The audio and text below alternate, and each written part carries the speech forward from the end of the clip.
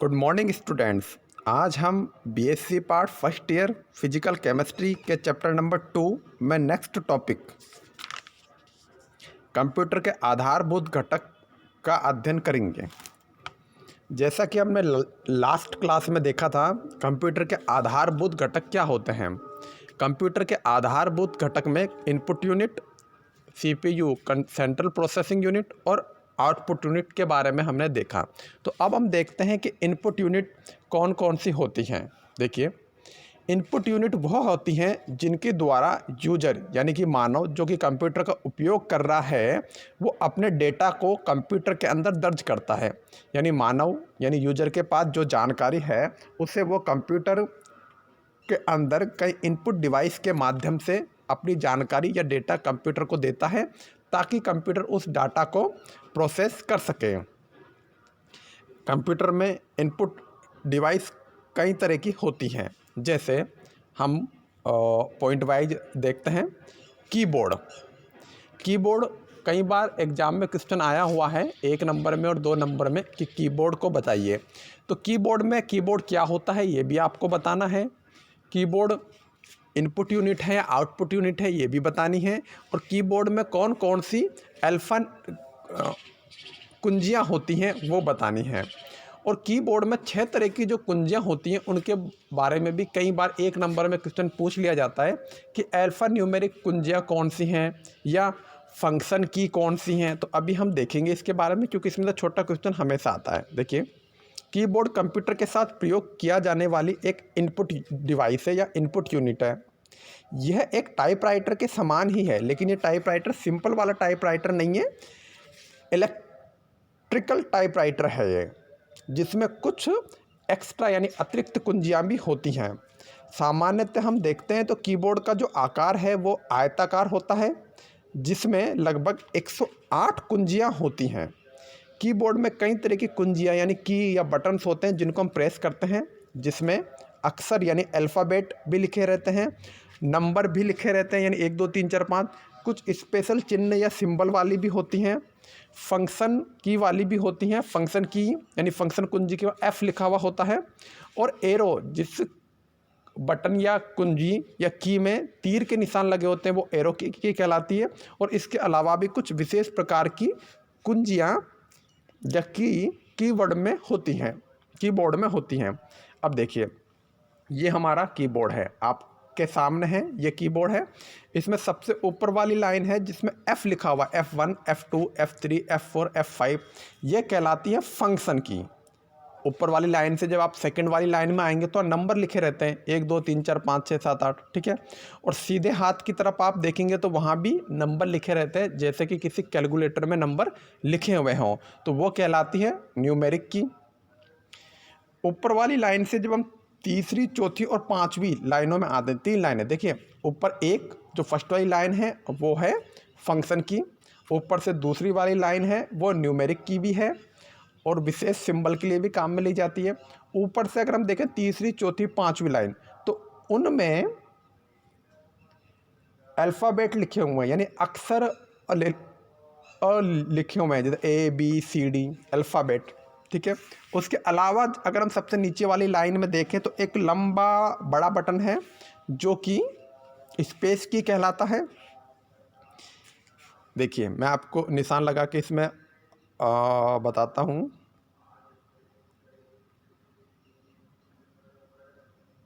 देखिए, ये जो ऊपर वाली फर्स्ट लाइन है ये है फंक्शन की, जिसमें कि F लिखा हुआ है। ये नंबर वाली लाइन है 1 2 3 4 5, और नंबर यहाँ पे भी हैं, ये भी लिखे हुए हैं, तो ये कहलाएगी न्यूमेरिक की। उसके बाद 3 लाइनें हैं हमारे पास अक्षर या अल्फ़ाबेटिक की वाली, एक लाइन ये, एक लाइन ये और एक लाइन ये 3 लाइन होगी हमारे पास अल्फ़ा न्यूमेरिक की। उसके बाद हम देखते हैं कि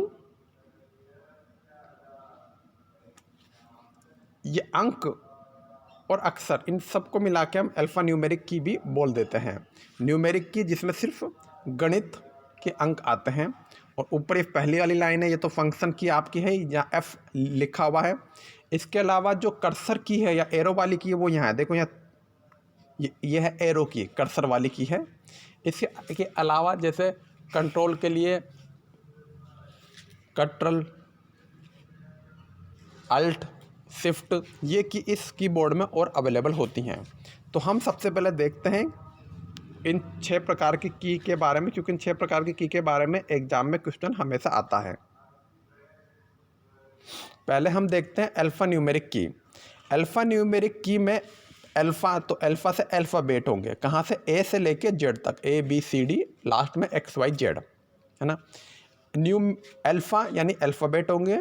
हमने क्या बोला, अल्फ़ा न्यूमेरिक की, तो अल्फ़ा से अल्फ़ाबेट, न्यू से नंबर्स 0 से लेकर 9 तक, 0 1 2 3 4 5 6 7 8 9 10, तो साथ में कुछ सिंबल जैसे @ hash, dollar, upward, straw, plus, equal, इस तरह की कई कुंजियाँ सिंबल के रूप में भी इसमें होती हैं। इसके अतिरिक्त 4 कुंजियाँ जिनमें tape, caps lock, back space, inter वाली कुंजियाँ भी अल्फ़ा न्यूमेरिक की में होती हैं। तो अल्फ़ा न्यूमेरिक की में एक तो अल्फ़ा यानी अल्फ़ाबेट आएंगे, न्यूमेरिक यानी नंबर आएंगे, कुछ स्पेशल सिंबल्स आएंगे, और उसके अलावा 4 विशेष टाइप की कुंजियाँ जैसे tap, cap lock, back space, inter, ये सब अल्फ़ा न्यूमेरिक की में आएंगी। और कई बार एग्जाम में क्वेश्चन आया कि अल्फ़ा न्यूमेरिक की क्या होती हैं। दूसरा है न्यूमेरिक की। न्यूमेरिक की में नंबर्स होंगे 0 से लेकर 9 तक। ये गणितीय ऑपरेटर के रूप में काम करेगा, जिसमें प्लस, माइनस, स्टार, फॉरवर्ड और इंटर की होगी न्यूमेरिक की में। या न्यूमेरिक की में नंबर्स के अलावा प्लस, माइनस, फॉरवर्ड वाले निशान भी होंगे। उसके बाद फंक्शन की। कीबोर्ड में सबसे ऊपर 12 फंक्शन की होती हैं, F1 से लेके F12 तक, यानी F1 F2 F3 ऐसे चलते हुए F12 तक की होती हैं। इन कुंजियों का कार्य सॉफ्टवेयर के अनुसार बदलता रहता है फंक्शन की में। फंक्शन की के आगे कैपिटल F लिखा होगा, कैपिटल F1, कैपिटल F2, इस तरह से। उसके अलावा विशिष्ट उद्देश्यों वाली की होती हैं, जैसे स्लीप मोड में जाने के लिए, पावर ऑन करने के लिए, वॉल्यूम बढ़ाने के लिए, स्टार्ट करने के लिए, shortcut, escape button, insert, home page पर जाने के लिए, एंड यानी लास्ट में जाने के लिए, डिलीट करने के लिए कुछ विशेष कुंजियाँ होती हैं। इसके अलावा 5वें नंबर पे आपके पास आएंगी मॉडिफायर कुंजियाँ। मॉडिफायर कुंजियाँ मेनली 3 प्रकार की होती हैं, जिसमें शिफ्ट, अल्ट और कंट्रोल। इन कुंजियों का प्रयोग अन्य कुंजियों के साथ में किया जाता है। जब इन कुंजियों को अन्य कुंजियों के साथ दबाया जाता है तो ये दूसरी कुंजियों के इनपुट को बदल देता है, इस कारण इन्हें मॉडिफायर कुंजी कहते हैं। जैसे मैं सिंपली ए जो अल्फ़ाबेट है उसको लिखता हूँ, तो अगर मैं ए वाली कुंजी दबाता हूँ तो स्मॉल ए लिखा जाएगा, लेकिन अगर मैं शिफ्ट बटन के साथ में ए दबाता हूँ तो फिर कैपिटल वाला ए लिखा जाएगा। आप मेरी बात तो समझ पा रहे हैं। अगर मैं वी लिखूँगा तो क्या होगा, वी लिखा जाएगा। अगर मैं शिफ्ट के साथ वी लिखूँगा तो कैपिटल वाला वी लिखा जाएगा, ठीक है। सिंपली वी बटन दबाने पे वी आएगा, लेकिन अगर कंट्रोल के साथ में मैं वी दबाऊँगा तो वो पेस्ट के रूप में होगा, यानी जो चीज़ आपने कॉपी की उसको आप पेस्ट कर रहे हैं।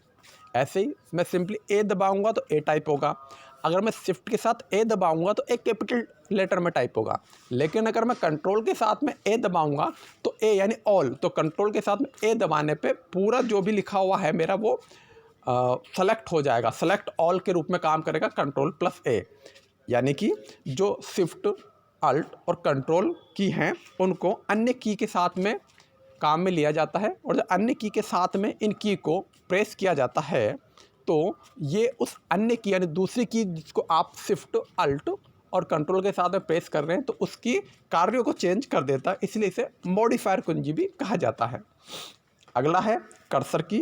कर्सर की जिसमें एरो का निशान होता है, जो ऊपर की साइड जाने में, नीचे की साइड चलने में, कर्सर को ऊपर की साइड ले जाने में, कर्सर को नीचे की साइड ले जाने में, कर्सर को लेफ़्ट टू राइट और राइट टू लेफ़्ट ले जाने में, या कर्सर को मूव करने में काम में आती है, उसे कर्सर की भी कहते हैं।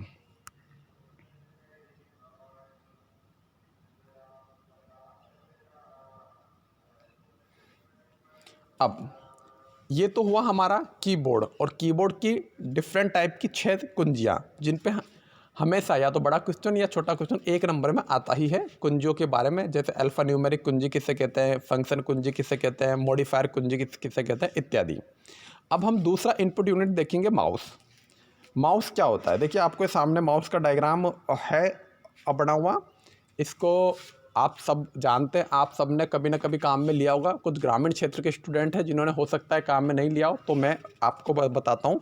माउस में सबसे ऊपर 2 बड़े वाले बटन हैं, बीच में एक छोटा सा पॉइंट है जिसको स्क्रॉल करने के लिए काम में लिया जाता है। माउस को हाथों से संचालित किया जाता है। यह इनपुट यूनिट डिवाइस है। इसे पॉइंटर के नाम से भी जाना जाता है। माउस सामान्यतः लेजर या बॉल का उपयोग करता है। कंप्यूटर स्क्रीन पे ऑब्जेक्ट को मैनिपुलेट करने के काम आता है। इसकी सहायता से हम कीबोर्ड का प्रयोग किए बिना भी कंप्यूटर को नियंत्रित कर सकते हैं। माउस में सामान्यतः 2 बटन होते हैं, आजकल 3 बटन वाले माउस भी आ रहे हैं। माउस को हिलाने पर स्क्रीन पर जो हमारा कर्सर है या पॉइंटर है वो मूव करता है। माउस 3 प्रकार के हैं, जैसे जो सामान्य सिंपल माउस काम में लिया जाता है वो मैकेनिकल माउस कहलाता है। एक जिसमें लाइट भी जलेगी वो प्रकाशीय माउस होगा। एक नया माउस भी आजकल आ रहा है जो कि तार के द्वारा कनेक्ट नहीं रहता है, जिसमें ब्लूटूथ और कनेक्शन होता है, वो कहलाता है तार रहित माउस, यानी मैकेनिकल माउस। जो पुराने टाइप से माउस आते थे, फिर प्रकाशीय माउस यानी लाइट माउस आए, और अभी जो आ रहे हैं वायरलेस यानी तार रहित माउस आ रहे हैं। माउस के बाद में अगर हम अगली इनपुट यूनिट की बात करें तो वो है जॉयस्टिक। जॉयस्टिक जो बच्चे गेम खेलते हैं कंप्यूटर में, वहाँ आपने देखी होगी। जॉयस्टिक एक इनपुट और डिवाइस है जिसका प्रयोग वीडियो गेम खेलने के लिए किया जाता है। कंप्यूटर के सारे वीडियो गेम इसके द्वारा खेले जा सकते हैं, लेकिन कुछ गेम तेज़ गति से खेले जाते हैं। ऐसे गेम खेलने के लिए जॉयस्टिक का प्रयोग किया जाता है। ट्रैक बॉल, जो नीचे वाला डायग्राम है वो है ट्रैक बॉल का। ट्रैक बॉल एक इनपुट पॉइंटिंग डिवाइस है। ये सामान्यतः माउस की तरह ही काम में ली जाती है। इसमें एक उभरी हुई गेंद होती है जिसे घुमाने पर स्क्रीन पर कर्सर घूमता है, यानी इसमें आपको माउस को घुमाने की ज़रूरत नहीं है। इस माउस के साइड में एक गेंद लगी हुई है गोल, ये ट्रैक बॉल कहलाती है। इस गेंद को आप घुमाएंगे तो ऑटोमेटिकली कर्सर स्क्रीन पे घूमना स्टार्ट कर देगा। इसके बाद प्रकाशीय पेन या ऑप्टिकल पेन। प्रकाशीय पेन या ऑप्टिकल पेन पे कई बार क्वेश्चन पूछे गए हैं। यह है प्रकाशीय पेन या ऑप्टिकल पेन, जिसमें देखिए आप एक वायर है और लास्ट में पेन जुड़ा हुआ है। इसको हम लाइट पेन भी कहते हैं। एग्जाम में पूछा गया था लाइट पेन किसे कहते हैं। तो लाइट पेन का प्रयोग कंप्यूटर स्क्रीन पर चित्र बनाने के लिए किया जाता है, यानी इस पेन को हमें कंप्यूटर की स्क्रीन पे चलाना है, तो स्क्रीन को टच करके नहीं चलाना है। बिना टच किए, बिना कंप्यूटर की स्क्रीन, जो मॉनिटर की स्क्रीन होती है कंप्यूटर पे, जो मॉनिटर की स्क्रीन होती है, उस स्क्रीन पे हम इस लाइट पेन को चलाते हैं, लेकिन इस स्क्रीन को टच नहीं करते हैं। थोड़ा सा दूरी पर रख के हमें जैसा भी डायग्राम स्क्रीन के अंदर बनाना होता है उसी तरह हम इस पेन को मूवमेंट करते हैं और स्क्रीन पे डायग्राम बन जाता है। इसमें कलम यानी पेन की तरह ही एक प्रकाश संवेदनशील युक्ति होती है। लाइट पेन की सहायता से बनाया गया कोई भी ग्राफिक्स या चित्र कंप्यूटर में संग्रहित किया जा सकता है, यानी हम इस लाइट पेन का उपयोग करके कंप्यूटर की जो स्क्रीन है उस पर डायरेक्ट एक डायग्राम या चित्र बना सकते हैं। इस पेन को कंप्यूटर से कनेक्ट करके फिर कंप्यूटर का जो मॉनिटर होता है उसकी स्क्रीन पे चलाया जाता है, लेकिन स्क्रीन को टच नहीं करना, इस स्क्रीन से हल्का सा दूर रख के, और जैसे हम इस पेन को मूव करेंगे वैसा ही डायग्राम कंप्यूटर के अंदर बन के संग्रहित हो जाएगा। ये पेन एक प्रकाश संवेदनशील युक्ति के रूप में काम में लिया जाता है। ये कोई भी ग्राफिक्स या चित्र कंप्यूटर में बना सकता है। अगला वाला जो इनपुट डिवाइस होगा वो है टच स्क्रीन। आजकल टच स्क्रीन जैसे मोबाइल हैं वैसे टच स्क्रीन कंप्यूटर भी आ रहे हैं। टच स्क्रीन एक इनपुट और डिवाइस है। इसमें एक प्रकार की डिस्प्ले होती है जिसकी सहायता से यूजर किसी पॉइंटिंग डिवाइस की जगह अपनी उंगली की सहायता से स्क्रीन पर मेन्यू या ऑब्जेक्ट का चयन करता है। टच स्क्रीन बिल्कुल उसी तरह से है जैसे टच स्क्रीन मोबाइल है। तो टच स्क्रीन कंप्यूटर भी आने लग गए, जिसमें मॉनिटर की जो स्क्रीन है उस पे जो विभिन्न चीज़ें हैं उसको यूज़र अपनी उंगली से टच करके भी सेलेक्ट कर सकता है कि मुझे ये देखना है, ये फाइल खोलनी है, ये फोल्डर खोलना है, ये प्ले करना है, या ये प्ले नहीं करना है, इसको क्रॉस कर देना है।